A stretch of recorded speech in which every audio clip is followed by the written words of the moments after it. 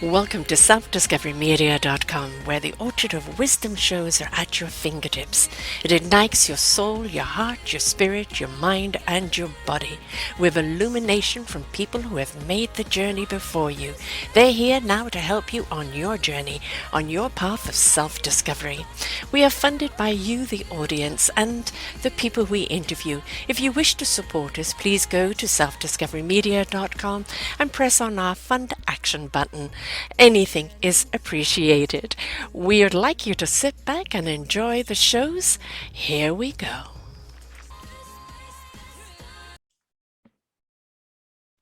Good morning, good afternoon, and good evening, everybody. Welcome back to another edition of Choose Positive Living right here on selfdiscoverymedia.com. I'm your host, Sarah Troy, and my guest is Megan McLaren. Oh, giving birth. Well, it can be one of the most wonderful experiences of your life, or it can be the most traumatic. It all depends on how it goes. And how does it lead to things like post-traumatic stress? Does that even exist in people who have a hard birth? Yes, it does. And she says in 2019, she gave birth to twin girls via emergency C-section. Nothing went to plan. It was a traumatic birth experience. Shortly after the birth, she began noticing extreme symptoms of postpartum anxiety, which turned into PPD. She suffered this for a year before getting help. She wished she had had more support during this difficult time and reached out continuously, only to be dismissed. She created her own private coaching business for women, mothers, stepmothers, as a way to create resources that she did not have. Life throws you surprises, and while we cannot predict the outcome of any situation, we can take control of how we respond to certain situations. With her coaching session, you will learn how to accept and how to expert your own power of choice over whatever life throws at you. I don't think people realize just because there's trillions of people in the world and have been since the beginning of time. We were talking about this yesterday with my daughter, as it's coming up to the 11 months tomorrow, and the year anniversary is coming up, and they had a friend over and they were talking birthing experiences.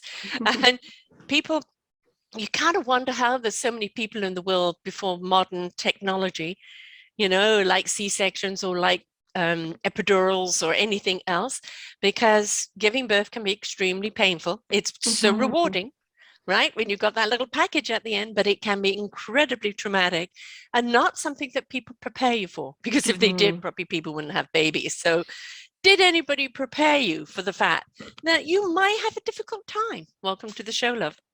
Oh, thank you so much. I had some conversations with my OBGYN about what could potentially happen with the birth of my twins because I was considered high risk. However, when I got the news that they needed to come today at their anatomy scan, I was in shock.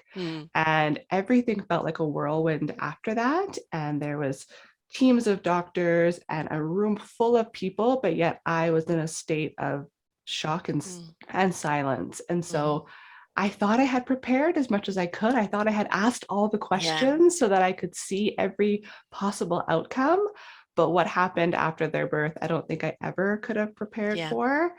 And I'm still, honestly, to this day, working through those emotions. Yeah. And, I suppose in a lot of ways, they don't want to scare you. Right. Because, yes, you hear other people's horror stories and you go, what? And this doesn't happen to everybody. Let's put that right out there. I have had 3 births. The first one, I had a wonderful Irish midwife in the hospital who just kind of took me over, and she was wonderful. My second one was a complete nutter nightmare. I went into a coma with him. His head was too big. His heart kept stopping. He was in complete trauma. He so should have been a C-section. They broke the forceps bringing him out. The epidural only took one side of the body. And then afterwards, when they wished him away to ICU, I was left with a nurse who was religious and didn't like me and condemned me to hell and left me lying in my fluids for 2 hours. My goodness. So yes, I know what the trauma can be like, and nobody prepares you for that. And it was me apologizing to the doctor for being a bad patient until he discovered what happened, right? And the fathers go home, the baby's born, he thinks you're being left in good hands, and they don't realize what is to come. It is serious. Your hormones are completely jumbled up. You're suddenly responsible for these babies in your arms, right? And Mhm. all this anxiety comes over you, and everyone, oh no, don't worry, you'll adjust. It's just getting used to it.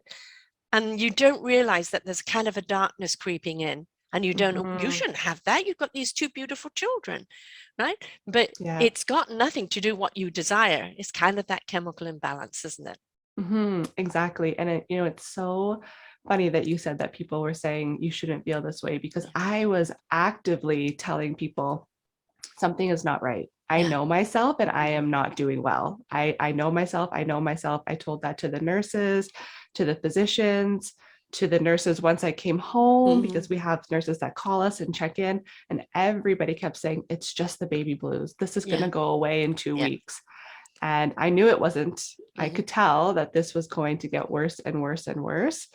And that's what happened. And when you reach out for help so many times and Mhm. you feel dismissed, for Yes. me personally, I just sort of went inward and Mhm. I went into a shell and I thought, okay, I just need to deal with this because everyone's telling me that this is normal, even though I know I do not feel normal right now. And that led to my postpartum anxiety turning into postpartum depression. And I Right. suffered for well over a year before I Mm. said, okay, this is enough. Mm. But there's also that guilt feeling, Hmm. well, maybe I shouldn't be feeling like this. What, Exactly. what if I, what reason do I feel like this? And then, Hmm. well, everybody just keeps dismissing it. So maybe it's just me, right? And then it's the guilt trip, which is the last thing you need added onto the way you're Absolutely. feeling, right? Absolutely. I totally felt like, what is wrong with me that I'm Mm. feeling this way? Why am I so anxious? Why am I fixating on all these little details about my girls? And instead of me having my babies in my arms in the Yeah. hospital, they were taken away and they were in the NICU. So I didn't even know what they looked like. Oh, I And was so at least allowed to hold him. I was allowed to say yeah, hello and welcome to the world. But yeah, yes, that's, yeah. I didn't even know what they looked like. And I didn't get to go and see them until a full 24 hours later Mm. because my epidural took forever to come out. So Yes. Yeah. I couldn't get up and walking. Mhm. And so that time, after they're born is so critical in Yeah. order to help regulate our hormones. And I was just left by myself. And so I absolutely was sitting there thinking, what is wrong with me? Mm. Why am I not elated and Mm. excited and wanting to go see my babies when in reality I was terrified? Yes.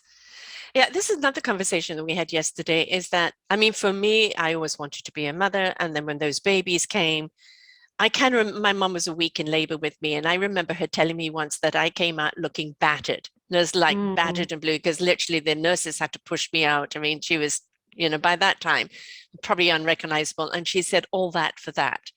And it stayed with me. So I made a point when my babies came out and welcome to the world, you're beautiful, life is going to be good for you, love, love, love. And for mhm. me, it was immediately, I stepped into that motherhood because I was, just so utterly geared up for it. But that doesn't happen with everybody. They need that bonding straight away, that almost chemical bonding. And then there is the terrifying thing of like, what do I do with them now? Am I going to be a good mother? What comes next? I'm not feeling good. The babies are crying. Am I enough? And you've just got a spiral thing going on. And Yeah. you're actually asking people for help, and they're just going, don't worry, love. Yeah, Mhm. push forward, folks, when you have that, right? Because Mhm. you know you.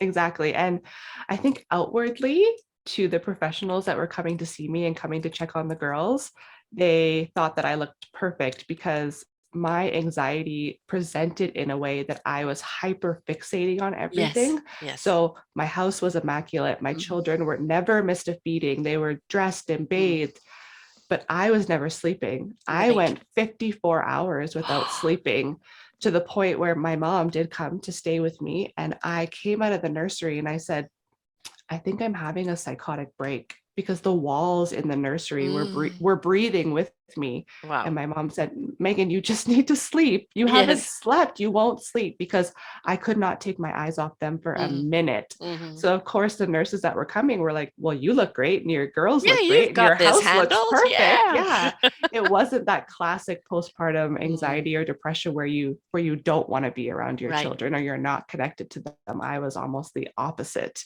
I But would that not let should have rung anyone touch bells them. too, though, because You would think. I'm sorry, no new mother has the house perfectly clean and everything organized and, Mm-hmm. no bags under their eyes and sleep deprived. I mean, my Mm-hmm. daughter's got a 11-month-old and he wakes up at 5 o'clock in the morning. So they're all still sleep deprived, right? And Of it's like, course.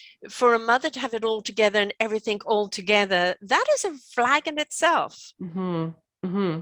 Oh yes. And my mom was here. She was staying here to help. My husband was here, Mhm. and they would all say, Megan, let me take the girls, Yeah. or let me help, let me. And I was like, no, I have to do it. I have to see exactly how you're feeding them, changing them, Mhm. so that I know it's right. And Yes. nobody could rationalize with Right. me. And so I think for a while they just sort of backed off a little bit Right. because they felt like pushing me was making it worse. Mhm.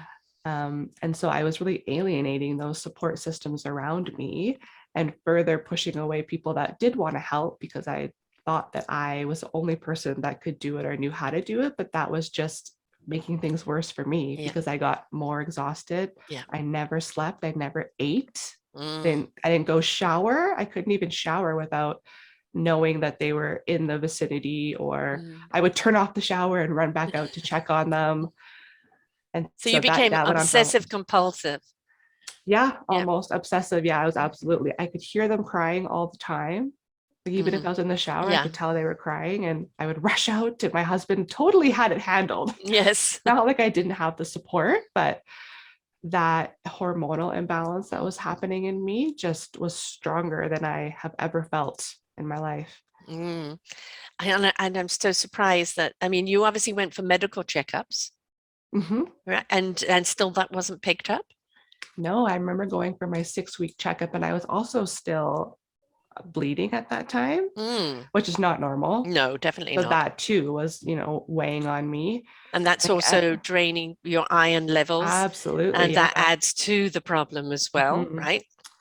And again, my OB said, this will pass, and Mm. it's a baby blues. And given my educational background, because I'm a social worker by training, Hmm. I knew exactly Yeah. what was happening. And I was telling people, like, this has been the trajectory of my symptoms. And at that point, at my 6-week checkup, when my OB didn't take me seriously, Yeah. I just thought, I guess I just have to figure this out on my own. Yeah. And that shouldn't be. It's hard enough. I mean, you had two, Yeah, and that's two you're balancing. And, no matter if you've got one settled, the other one starts, right? that's They right. You're in unison, they require. And you're already balancing that. And it's like for you to be, again, you're not eating, you're not sleeping, you're not showering, you just, everything is, waking moment is at the babies. Not even, I mean, the moment they murmur, you probably were there, and the murmuring is quite Oh, normal, yes. right? So, Yes, absolutely. but had somebody taken it seriously along the line, you probably would have surrendered to Hmm. knowing that you needed help. But Hmm. having been dismissed so many times, well, I guess I'm in charge of me then, right? And obviously you haven't got the skills, so that doesn't matter if you're a social worker, nobody prepares you. I don't care how many Totally. manuals there are on being a mum. Nobody actually prepares you for when they actually come. Absolutely. And Absolutely. were they similar in sync when it came to how, they ate and cried and slept, or were they both totally different timetables? They were so, so different. Oh no. And, one of my daughters was a bit better of a sleeper. My other daughter was colicky. She had a Mm, terrible time feeding. So it would take me almost an hour and a half just to feed Ava. And then by the time Ava was done, yeah, Madison needed yeah, to eat. So I was yeah. constantly going back and forth. And I love that you use the word surrender, Sarah, because that's what it finally took for me to get Hmm. help. I just said, I surrender. I can't do this anymore. Yeah. Right, Yeah, reached a breaking point I did. where, and it's sad that I call that the cosmic 2x4. And, we can avoid that. We can avoid that completely being flattened if we see the signs and you were seeing the signs, if other people would respect that you are seeing the signs and that you know things are out of words and giving you the consideration to hear you out and to really honor the way you feel, and being so dismissive, I find is very disrespectful. Absolutely. And it's amazing when I look back at that person, because going into my pregnancy, I was so thrilled to be pregnant. And I had already planned that should I have, God forbid, symptoms of postpartum depression, that I will reach out for help and I'll be an advocate. And I just had all these ideas about how I would be. But when you're in that situation and you're already so vulnerable, and now you're coming to a professional and you're saying, I'm not okay, and they dismiss you, I just felt like a shell of a person, and I couldn't fight anymore. Right. Well, you're too busy fighting just to survive, never mind fighting the system, right? Or fighting the people that are the ones that you're meant to turn to. And this actually is a screaming poster for how the system is broken. Absolutely. You are with you 24/7. You know how you operate, right? You know what's pushing you over the edge, or what you can't or can manage. And if you're not even going to listen to the person who lives with themselves, who knows there's something different, and just want to kind of put a band-aid on or paint everybody with the same brush, this is why we have so many suicides. This is why we have so many people turning to drugs. Or we even have people abandoning their children because they just can't connect, or they're just too overwhelmed. And if we gave them the time of day to be that supportive, like it used to be, the village was there to help raise the baby and be there to look after the mum and adjust, and would see these type of things. I don't think we saw that kind of depression so much, or the community was there. But we don't have that community anymore. And you have your medical community dismissing you. And then it's like, where do you turn to? Absolutely. And as you said, your mom and your husband, they're too close to the situation. Right? Yeah. And I had my daughters in October of 2019, and then COVID came in February. God. Yes. And so that community that I thought would be around me was now completely stripped away. And then my symptoms just skyrocketed. And so I started having symptoms of rage. And my anxiety skyrocketed. And I had never had anxiety in my life, so I didn't understand this feeling inside of me. And again, I had some thoughts of suicide, more so like death ideation, where I remember walking, because I would walk, that would really help with my anxiety. And I thought I should just walk into traffic. I know that one. I just you not because I wanted to die, suicide. It's just like I take just me out of wanted the it to, equation. I just wanted it to stop. I just couldn't handle the feeling of it. And I mean, thank God that I did not do that. But it was at that point where I had that thought and that image where I just said, this has to stop. This has to stop. And it was coming up on my daughter's first birthday. And I reflected back on the year, and there wasn't a lot of joy in the year. And I felt angry about that. I felt sad about that. I felt like an entire experience that I had waited my whole life to have was stolen from me.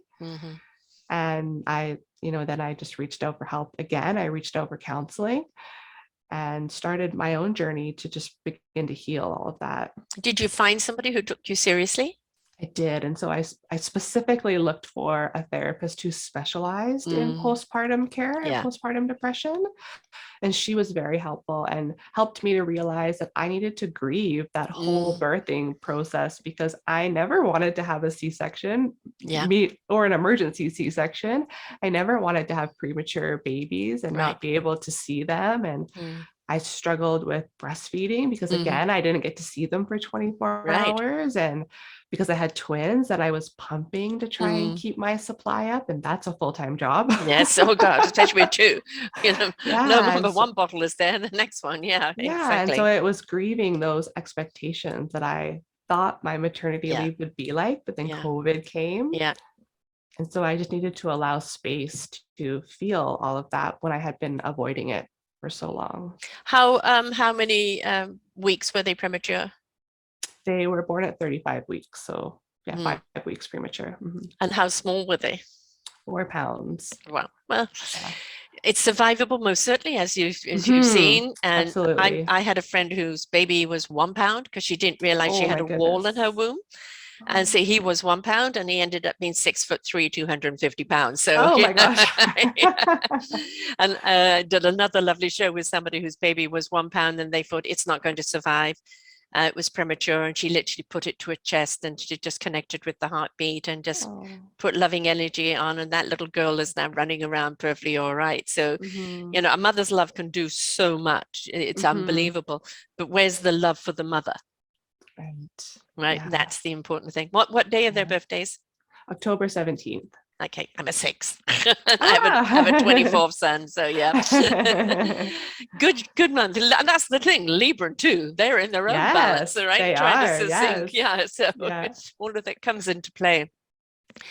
Lockdown most certainly, has been, we've been 2.5 years of an awful lot of pivoting. And, I would say as the health pandemic goes, we're now in a mental health pandemic with so many people coming out of this. It's, the anxiety to do with jobs or to do with the health or to do having babies or, there's just so much out there and people are kind of like, I've been in high anxiety now for so long. I don't know how to decompress. I Yeah. don't know how to come down. So you have this high pitch anxiety that you can't control. Now you're going into a high pitch anxious moment where you're even cut off from people. Mm-hmm. And then you've got other professionals telling you, nah, don't worry about it. It will pass. That must have been really, really hard. How was your husband through this? Because he must have felt pretty helpless too in trying to help you. Yeah. Yeah. My husband felt very helpless, I'm sure. And this whole experience took a big toll on our relationship because when you have anxiety, sometimes the flip side of that is the anger, right? So I Yes. would lash out a lot. And my husband is the opposite of me. He's like water off a duck's back, cool, calm, collected. And Yeah. so I think he tried to take the brunt of it a lot and just let me process. But a person can only take so Yes. Yeah. much. Before it's enough. Yeah. Yeah. And when I went to therapy and then when we talked about it after, I got to see the way that he grieved as well. Mm, He never expected to have a spouse with postpartum anxiety and right. depression. And he had his own ideas for what it would be like to Yeah. bring our twins home. And of course, he imagined it to be blissful, and it was the opposite of that. And Right. so he was incredibly supportive as much as he knew how to be, but I'm sure he was at a loss as well, especially when I was saying, go away, go away. Yeah. Yeah, When you wanted to be so much a part of it and be supportive of you. But at that point, you had shut down because everybody else had rejected you. exactly. So the psyche is, I'm going to reject you before you reject me. Hmm. Right. Yeah, I So, felt a lot of shame around how I yeah. was feeling because when you are dismissed, then of Mm. course you're going to feel shame. Well, you're So going to, I, what's wrong with me then? yeah, If everything's meant yeah. to be hunky dory, what's wrong with me? Hmm. And of course, the worst thing you can tell anybody that's got high anxiety or depression is to snap out of it. Hmm. Yeah, If we yeah, could, we would. Right. absolutely. My husband never ever judged me. I would tell him some really dark thoughts, like wanting to walk into traffic Mhm. or feeling so much anger when I'm not an angry person by Right. nature at all. And I think if it had been reversed and he had told me that he was having those thoughts, I would have absolutely judged him. And Hmm. he never judged me. He always said it was okay, Hmm. however I was feeling, and just asked how he could support me. Of course, I couldn't verbalize how he could support Right. me. But yeah, I still am very lucky to have had his support because I think a lot of people would have probably left or Yes. shut down themselves because I was not enjoyable to be Right. around. How were the babies during this? Because being 4 pounds, obviously needing a lot of attention. On Mhm. top of that, I mean, the growth is all very good, and you had no Oh my problems gosh. there. Yeah, no, Yeah, so you're you very should see blessed there. them. Yeah, Yeah. So they're two now and they're the size of a 5-year-old. right. Yes, my grandson at 11 months is 28 pounds, and so somebody came over with a 7-month-old yesterday, and it was like lifting up a featherweight. You almost lost her, Right. and like living, it's Yeah. lifting weights up for him. So yeah. Yeah. Yeah. I mean, thank God that they were healthy. And that was Mm. some of my anxiety too, because when they Yes. were in the NICU, they were on Yep. CPAP and they had a feeding tube. So I was so concerned, about Yes. feeding them, but they've never had any health complications. And That's I'm excellent. so grateful for that. You And can be they're very, the very blessed with that. Yes. Yes, Yes. they're honestly the happiest babies you've ever seen. Anyone that sees them is like, they're always smiling, they're Mm. always laughing. And they must get that from their dad because they're just the No, happiest. no, that's the mum that is there, right? Below the, anxiety and everything else. And Mhm, actually having done a couple of shows and got another one coming up actually on premature babies and how it can lead to learning disabilities and everything else. So mhm, the fact that you've got two very healthy children,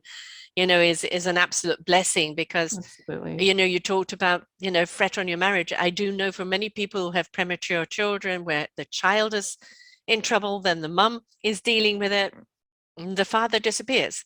Yeah. So, it's you've held it together, a rocky year, Mhm. but you've held it together. And, I always say with that cosmic 2x4 comes the meaningful purpose because it Yeah. needs to bottom you out. And for you to go through your social work, you already know the needs that people Mhm, need, mhm. but to now understand an area that is so lax and being able to help those parents now, or mothers or fathers that are going through it now because you understand, along with Yeah. your social work, expertise, you've stepped into your meaningful purpose now, haven't you?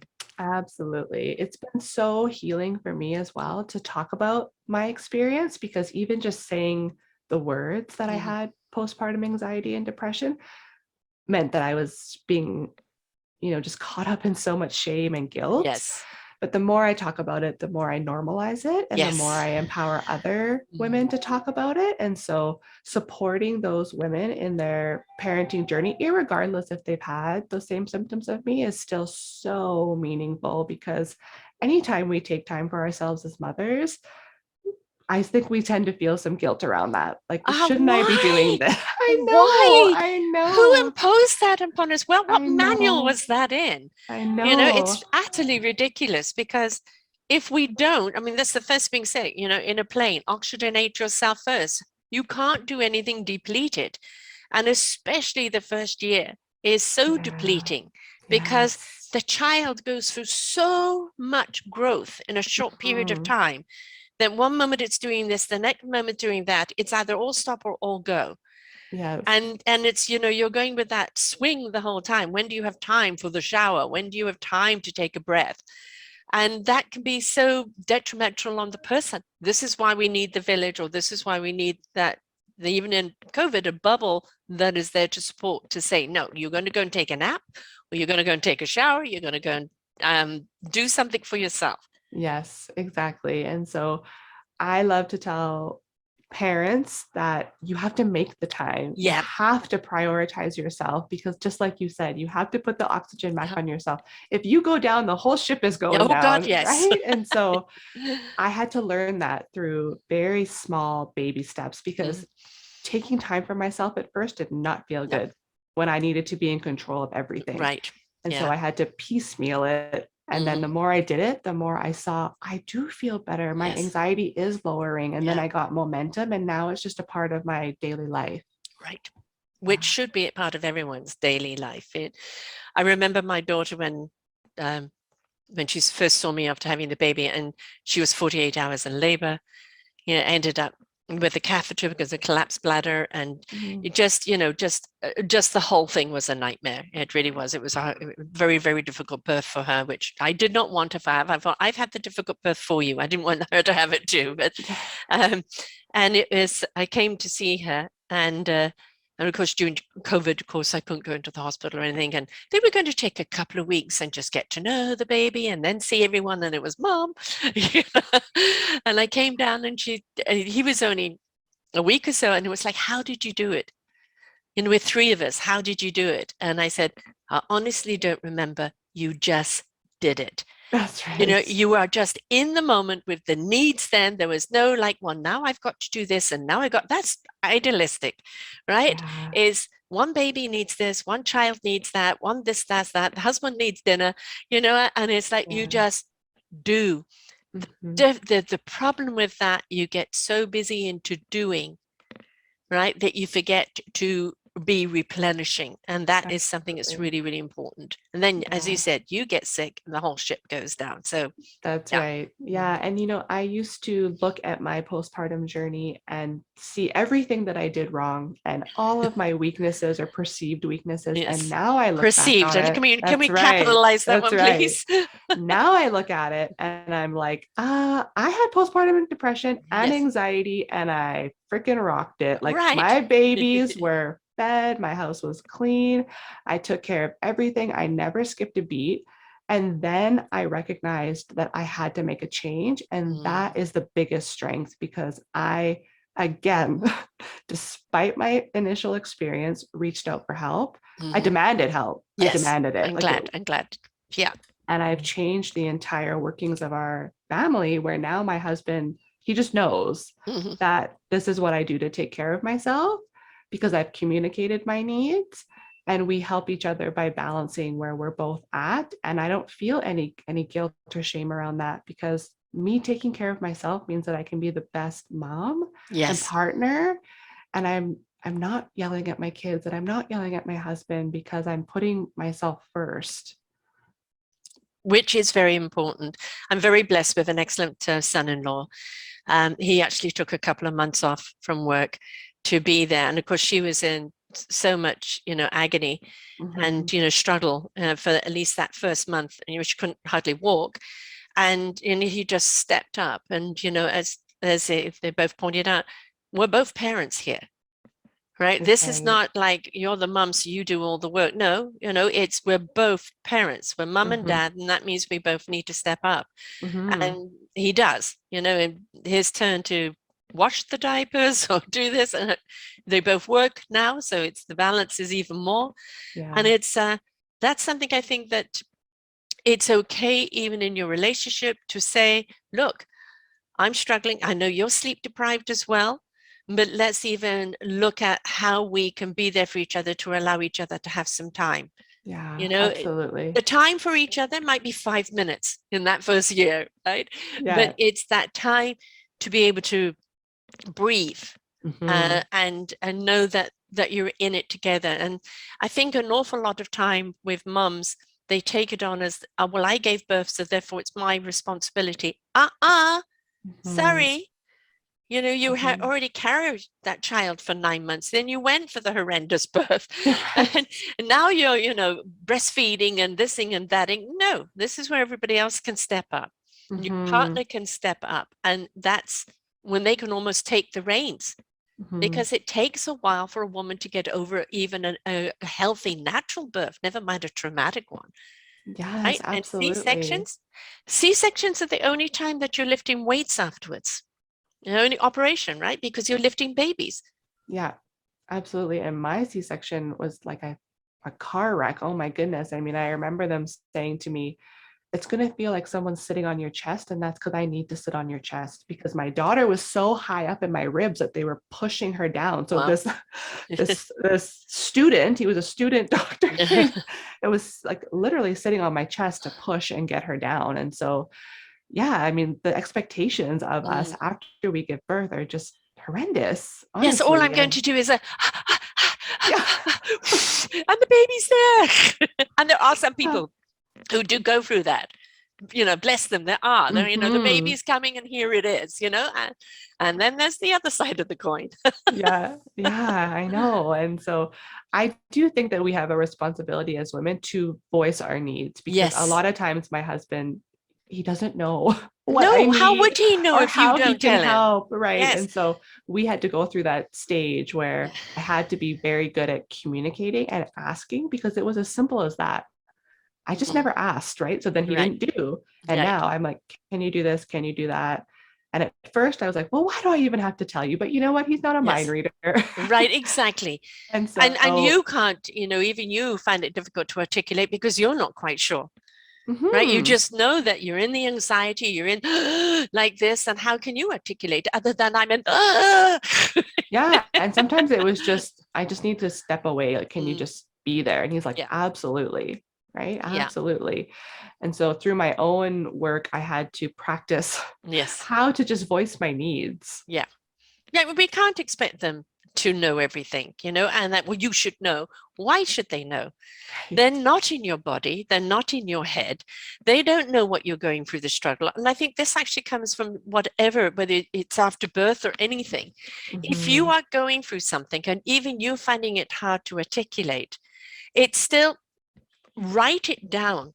Mhm. The little snippets of clarity that come to you. Well, I'm feeling this and I'm feeling that. Write it down. Don't worry about if it doesn't make sense right now, Mhm. right? You'll read it back and you'll be able to identify what was happening at that time when I felt this, what was happening at this time. Now you can actually show them when this is happening or when that is happening, this is when my anxiety goes up. If you can help me with that, it can bring it down. You've given them skills and tools now that they can apply instead of just saying, well, step up. And they go, but what? What do you want me to do? you know? Absolutely. I did that a lot, where I would have to follow up maybe the next day and kind of talk about what happened the previous day. Because in that moment, I didn't know. I didn't know what Yeah, was happening or what I needed. But then when I took space to kind of reflect on it, yeah, I could say, okay, had you have interjected here, I probably wouldn't have escalated to here. And I should yes, have stepped away here. And yes, I didn't eat that day and this was going right. on. And that's okay if you come back the next day and talk about it. It's just Mm, important that you do talk about it. yeah, yeah. Um, the thing that we have to throw out most certainly is shame and blame, Mhm. right? We should not feel any shame. We should not have any blame, and certainly on ourselves, right? Having a traumatic birth in itself is a physical and emotional trauma that must be Mhm. dealt with. Don't just dismiss it because the outcome was nice. You have a couple of lovely children. Yeah, but you still went through a trauma to deliver them, right? Mhm. Then there's the chemical imbalance that's going on in the body. Then there's the feeling of nobody's listening. So there's a sense of abandonment.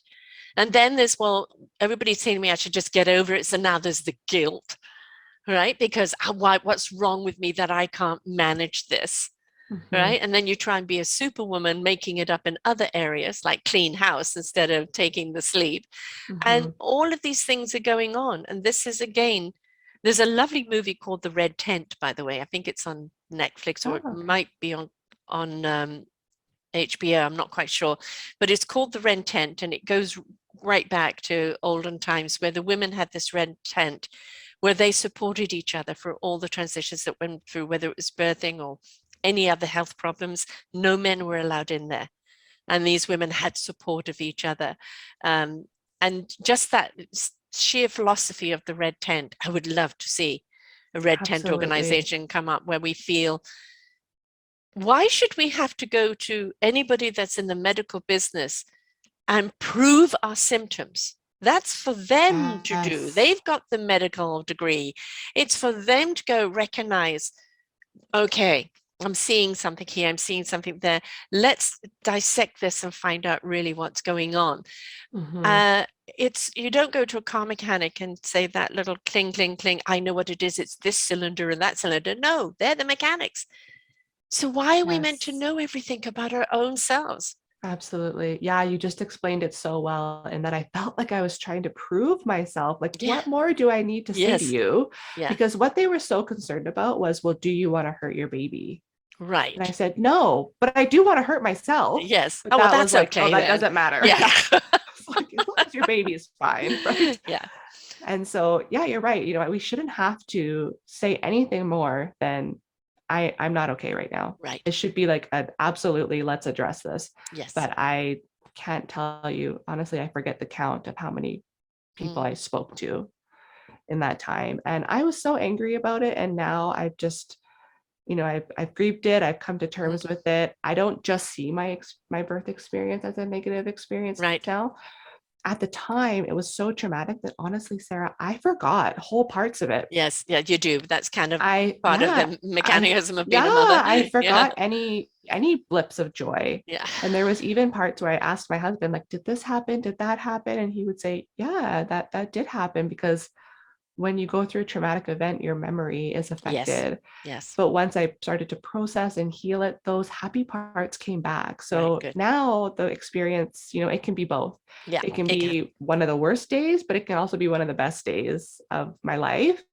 And I've just come to terms with that's what my experience was. I Exactly. can't change it. No, you can't change it. The thing is when you could get to talk about it without feeling the anguish over it. Mhm. All right. You know, that's Right. actually when you're empowering others, because through doing this call today, there are other people going out, you know, going through this right now. And it's like, well, I feel ashamed, or I feel guilty. What's wrong with me? Why can't I manage this?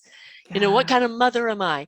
And, you know, it's just that you're not meant to be alone. There are things that you can do. There are people you can insist and have help. And that's what you've ended up doing. You are Yeah. there now for as that resource, as that support of women who are feeling all alone because they feel, I don't know why society has done this, but they've imposed a weakness on someone when they need help. Yeah. No, the Absolutely. strength and the courage and the self-value is for you to know you need help and Mhm. ask. Mhm. Ask. That is your strength, to Mhm. ask for help. It's not a weakness. Mhm. Yeah, you nailed it. And I created a community around myself of mothers who were also twin mothers because I needed that support. Mm-hmm. And there were so many women who talked about having the same experience. And through that connection, I was able to know that I was not alone and I Yeah. wasn't abnormal. And lots of people go through this. And so that was incredibly healing to know that I was not the only person in the world to have Yes. those types of symptoms, really. And actually, that is probably more common than ever, you know, told. Absolutely. Yeah. So, what kind of social work did you do before this? So I still practice as a social worker in my day job. Mm-hmm. And so I work as a consultant to physicians Mm-hmm. here. And so I work with primarily patients who have mental health concerns, but I see everybody from 0 to 100. Yeah. And so that's why I created my own life coaching business so I could really kind of specialize in what brings me the most joy. I Yeah. do get joy in my day job as well, but I really feel a calling and a connection to help people who are going through the similar It's experience. still a mental awareness. You know, it is Mhm. still, which I'm going to actually put the show under our mental health awareness program as well, because it is that. You know, my daughter is also in the same line of work with you, Ah, and so you know she looks at people with mental health, and it's, you know, misunderstood, miscategorized, not heard, you know, struggling with either imbalances, chemical imbalances, or just a feeling of abandonment. There's so many mhm, issues around mental health. And if we can take away the stigma right away, throw that out, there isn't any single one of us on this planet that hasn't gone through some form of depression or anxiety. And it's mhm, just that for some people, it's overwhelming and it mhm, consumes their life, and they don't have the skills or the tools to go through it. And for some, it's most certainly a chemical imbalance that they couldn't control. You know, like mhm, when you're in a depression and you feel such anguish that somebody's come into your gut and just ripped it out, there is no snapping out of it. There's no absolutely. rational logic to it. There's no reasoning with it, right? The chemical imbalance is there. You need help. You need Mhm, meditative skills, and you need maybe the right medication, but most certainly you need to know that people hear you and care. mhm. Yeah, absolutely. Absolutely. You're so right. There's so many ways in which I helped myself, and I had to take that space just to first figure out my new body. Yes, What was yes. going on in my new body because it was giving me all kinds of signals that I wasn't doing well. Mm, And so through that now I know my body better than anything. I right. can I can tell the second my anxiety is rising and I know exactly how to manage that. There's also the delusionment that you're in this business of mental health.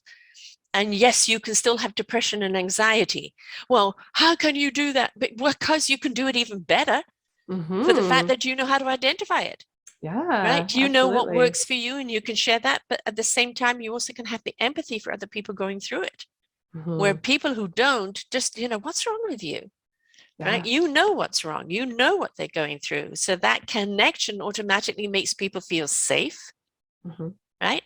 And they can open up more, they can express more, because it's very hard to express the demons that are there when you really Yeah. can't identify them, or categorize them in a way that somebody wants to hear them.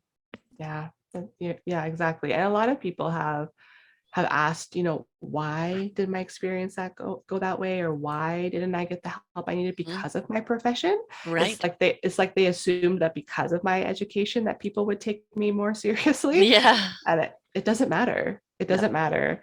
If it And can happen to you who knows how to ask, then how Mhm. many other people are going under the radar? Absolutely. Yeah. Absolutely. And even the comments that would be made when people came to my house, and just the judgments they made Mm, about me being a white middle class mhm. woman in a nice house with the family, like, why wouldn't my life be perfect? Which I just think is Well, yeah, that's the horrendous. rose-colored glasses, isn't it? But, and Yeah. I Yeah. think this is, actually had a show out. I do my own show every week as well, my own perspectives, and I had one out the other day of, why do we love the enemy so much? We love Superman and we love the enemy. We love someone to hate and we like somebody to come in and swoop it and make it all well. It's because we're not willing to face our own demons inside, right? Mhm. Our own enemy that lies within us, our doubt, our insecurity, our fears, our traumas. And, Mhm. at some point in our life, it doesn't matter who you are or how successful you are. I've done 2,500 shows now. So believe me, it's a common theme. Uh, it doesn't matter how successful you are, somewhere along the line, something is going to bottom you out or level you out where you are going to have to deal with it from the Yep. inside out. And we can't escape that, right? And Yeah. so why shouldn't it happen to you? Why just because you're in the profession? Mhm. It mean Yeah. that you know it all and oh, yeah, that, well, this is this and that is that. And you knew enough to ask for help. Mhm. You knew Mhm. enough to explain that what was going on with you, and it was dismissed. Yeah, absolutely. It's the system that's broken. Oh, absolutely. And I so agree that everybody will probably go through Mhm. a similar type situation, because I spent a lifetime trying to control every aspect of my life. And it was that sense of control around my birthing experience Yeah. that really led me down that path of Yes. anxiety, because I did not want to pivot. I did not Yes. want to accept that Or it did not surrender. go. I did Yeah. not want to surrender. You got it. And I refused. And so I thought if I tried harder, if I slept less, if I cleaned Mhm. more, I was going to get ahead of what was going on. Mhm. That wasn't the case. And now I'm a completely different person. I bend all the time. I pivot all the time. Every plan that I have during the day can change, and I'm okay with that. Right. Yeah. That and I think anybody who has a little OCD, right, which clearly is an indication there. It is hard because so many people feel they're only in control if they're in control, Mhm. right? And actually, when your fists are clenched and you're tense like that, you have no control, none. Mhm. It is only through surrendering, releasing, taking that deep breath and allowing everything to align, that clarity to come to you. Are you now in control of what you need to do? You never ever Mhm. get it when you're tensed up and I've got to be in control. So, Yeah. Yeah. And I feel so much better, honestly, when things pop up through the yeah. day and I can problem solve through it and just shift, as Yes. opposed to being resentful or frustrated or Mhm. ruminating on the thing that popped up that I wasn't expecting. I just had to learn to shift, and my Yes. life is so much easier now. It's about, learn to dance, right? Life can be a tango, Yeah. or cha cha That's cha. right. It's we've got to learn just to let things go. One of Mhm. the biggest problems is this whole again illusion that we must have this perfect life, and this, excellent career, nice home, good husband, 2.2 children, which I always want to know where's the other point coming from. I'm not quite sure about that one. And that is the illusion of success and everything being fine. I think one of the gifts that we've received through COVID, all the talk show hosts had to go online and people were being interviewed that are rich and famous on, from their homes, no makeup and hair in their own environment. And you Yeah. can, if you think everybody's going to be in gold studded and diamond, and you can see, no, their homes are just like ours, Yeah. and they're struggling just as much as us. And the deep conversations that came out of it, I think were just so permission giving. Yes. Yes. Yes. It's so funny because on my Instagram, I I show my life. I show the Mm-hmm, things that are coming up with me mm-hmm, in my parenting journey. I'm also a step parent, so that comes up. And I'm constantly using that to give others permission Yes. to say no, Yes. to take the time, to be frank about how you're feeling, to not be okay if that's how you're feeling. And some people really need that permission. Yeah. And so I really want to give it to Yes. say, here it is, just Yes. be honest. Yes. Be honest with yourself, and it's okay to not be okay. Mhm. Right? It is okay, folks. I promise you. It's okay to say, I'm very open. I've suffered from depression and anxiety all my life. And, I've gone down the rabbit holes where I feel it's completely consumed me and I'm completely out of control. I've had the dark things where, bus, if you happen to hit me, I'm all right. Mhm. It's like, I'm not going to do it to my family, but if it was an accident, that's okay. Right. You know what Yep. I mean? I get And it. it's you're just like, I just can't live here in this environment anymore, Mm. and it's so uncaring. And we do have a world which is incredibly uncaring, cruel. The human species are the cruelest and nastiest species on the planet, the way we treat each other. Yet when we decide to look at the other side and feed the caring, the compassion, and the love, we are exceptionally wonderful, loving, giving, caring, supportive people. It's a Mhm. question of what we choose to feed. So I think Mhm. it's also extremely important when you're ever going through this is make sure you do have the right people around you. Mhm. You don't want the mother-in-law saying, well, I didn't raise my son like that. Mhm. Right? That's Yeah. not proactive. That love you, but will see you later. Get Mhm. somebody around you that is going to honor the way you want to do it, but at the same time, help you balance it out. Absolutely. And through this journey, my circle has become incredibly small, Mm-hmm. but at the same time, it's incredibly Strong. full and Yes. strong because Yes. I had to remove those people that Yes. were not supportive, And that that's were okay. That's okay. passing Yeah. judgments Yeah. or giving me unsolicited Yes. parenting advice. And I'm much better for it. Honestly, Yes. the circle that I have are true people that I can call on at any time. And I have no qualms about being honest with those people about how I'm doing. Right. Or, even being observing of how they're doing. Mhm. Right? Because when Yeah. you're in a tight knit group like that, you can actually point out, hey, I'm noticing. I have a friend I'll be talking to you tomorrow. She used to be a host here on Self Discovery Media. She's inclined to take on too much Right. and do too much and too many things at once. And I'll call her on it. Mhm. We've got a close enough friendship to do that, to call her on it. And when you've got that tight knit group, you can call each other on something without somebody taking offense, Mhm. without feeling it's a personal attack. It's just like, from the outside, I'm looking at you and you're not taking enough time or you're not doing this. I'm going to step in. I had a girlfriend with 3 kids as well. I would look after her kids for a weekend. She would look after my kids for a weekend, and we'd give each other a break, Yeah. right? And you need that community. Folks, it's not about the number of followers. In everything in life, it's about the quality of people that are around you, Mhm. right? Do they Absolutely. get Oh, you? Do you yes. get them? Can you trust them? Can you reach out to them? Can Mhm. you ask them for help? Because if you ask them for help and they've been a bit too busy every time, then they're not there for the right reason. Yes. Yeah. I had somebody in my circle who, saw me at my absolute worst. And I'm not a very open person, or I wasn't then. I wasn't very forthcoming with how I was feeling then. But, when you have anxiety, it just kind of all bubbles out.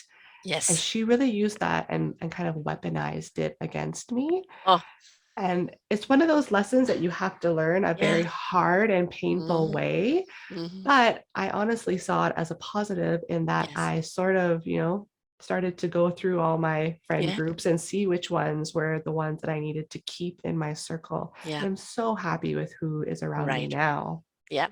And that doesn't mean the circle can't get bigger. It just means this is where the bar is, That's right? right. And that is what I call the boundary, the energetic boundary. And you're just not going to lower yourself to other people's negative vibrations. You're resonating on this vibration. This is where you can sustain yourself. You can go higher, but you're not going to go lower. Mhm. And that's honoring yourself. Absolutely. Yep, absolutely. And that when we honor ourselves, our own parameters, our own needs, then we're actually far more able to help other people, because we can't help people if we're depleted. And you're in the business of helping people, right? That's Mhm. your chosen field. It is. And you can't do anything if you're completely flattened yourself, it's not going to be good for you, and it's not going to be good for anybody around you, anybody that you're serving. So having gone through what you've gone through, the whole roller coaster, I ask you the question because I ask it of everybody is, would you have done it differently now knowing what you are doing and whom you are serving? I mean, we can never go back into the club, but do you regret any of the experience? The only thing that I regret is, not getting help sooner. However, the person that I am today, Yes. I really, really like her. Right. I really, really like her. And I'm so proud of the person that I am today. I'm so proud of how strong I am in my boundaries. I don't waver. I don't feel guilt around them. When I say no, I don't offer a reason as to why Right. I You don't say have to. no. No. And I am a naturally giving person, hence why I'm in the field that I'm Yes. in. And I went to the extreme with Yes. that. I always served others Yeah. before I served Hear you. myself. And truthfully, I learned that lesson quite young in age. I'm only 32. And so I'm so happy that I started this at this time in my life. Yes. And so, no, I wouldn't change it because I don't think I'd be the person I am today, Precisely. honestly. And that's actually the same answer that everybody gives me. It's that it is that traumatic experience that they go through, that however traumatic it is, who you've become, whom you're serving, what your meaningful purpose is today is because of that experience. That's right. And that's what makes you help and serve other people so much better, because you can relate, you can empathize, you have the compassion to understand what they need, right? So, whatever experience we go through, please don't carry the garbage along with you, the trauma of it, right? The memory of it is there to help you serve others. But lose the emotion and the trauma and the drama around it, because that will just weigh you down. Absolutely. I had to ask myself, like, what do I want to do with this? Right. Do I want to suffer for the rest of my life? And of course I don't. Well, no. And so I had to do something with it. And I kind of fought it for a while because it was hard for me to talk about it, but I worked through that, and I'm exactly where I need to be now. Exactly. So now you have this lovely coaching business. So can you share with people what your services are and how people can get hold of you? Yes, absolutely. So I have my private coaching business where I do specialize in supporting mothers, stepmothers, in creating those healthy boundaries, practicing self-care, really looking deep into what their needs are, and losing any shame or guilt that they feel around prioritizing themselves. And how do people reach out to you if they want to book you or see if there's a connection, and and what maybe your process is in accepting people? Yeah, so they can go onto my website, meganmclarencoaching.com. I do offer. Can you spell that for the people who are just listening? Absolutely. MEGANMCLAREN coaching.com. And I do offer free consultations. So if you are interested in just chatting with me to see if I can be of service, you can book right there online. And then that would be about 30 minutes, and ongoing, I can offer support usually for an hour-long appointments. Wonderful. Folks, we all need help. Please never, ever feel inadequate in having to ask for help. It is a strength to say, look, I can't manage this. I need help. That is not a weakness, it's a strength. It's placing value upon yourself. Ask for the help, but asking for the help from somebody who's gone through something similar to you is a wonderful step to do, because in that way, they understand, they relate, and so they've found their own skills and tools to go through it, which they can now share with you. So the best teachers are those that have already gone through the lesson, right? Yeah, So absolutely. So please reach out to us, just have that phone call, have that chat, and just see where it goes. And that first step on your own recovery is to say, look, I know I'm here. I don't like where I am. Nobody else is listening. I need help, and I'm going to reach out and ask for it. So it's Megan McLaren, MCLOREN coaching.com, and just book a call and see if there's a synergy between you, but understand she's here for you because she understands. And as you said, you were juggling not only having your own twins and going through this, but being a stepmom as well.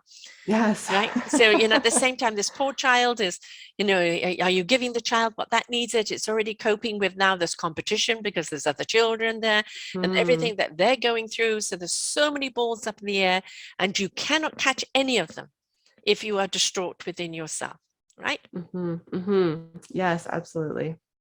Thank you so much for sharing here today. I'm sorry that you had to go through what you went through, but because you went through where you went through, you're now that hope for other people. So thank you for using this experience in a way that now supports other people, because one of the worst things, as you know, when nobody believes you or you don't know where to turn and you don't even know how to articulate how you're feeling, right? So it's having somebody that maybe have gone through a similar thing, just, somebody who can hear me.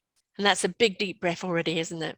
It is, yes. And thank you so much for having me. I so appreciate being able to talk about my experience and share it with your listeners. We all can get through this. We're incredibly strong. We're incredibly resilient. But along the way, we need help because we're not meant to do it all on our own, folks. Please reach out when you need the help. She's right here for you. Megan's right here for you. And not only has she gone through the experience, but look at the social work experience that she has with the mental health behind it. There's an added bonus there. So please reach out. Do not go through this alone. And if you are listening to this and you know somebody who's just given birth and maybe going through this, please pass on the show. Let them listen to it for themselves. They'll know what to do afterwards and how to reach out. But don't just go, I know someone who could really listen to this or really could do with Megan's help and I'll tell her about it. No, let her listen for herself and see where the connection is. And it might even be a husband listening to it who know my wife needs this, right? So please be a community and support one another. So thank you, Megan. And until next time, folks, bye for now. We hope that you enjoyed the show right here on selfdiscoverymedia.com. Please tune in to our selfdiscoverymedia.com/shows and you will see all the other genres that we have from you. Every week on Tuesday, we bring you new shows from illuminating people. If you know someone that should be interviewed, please contact us at info@selfdiscoverymedia.com. Now stay tuned for your next show.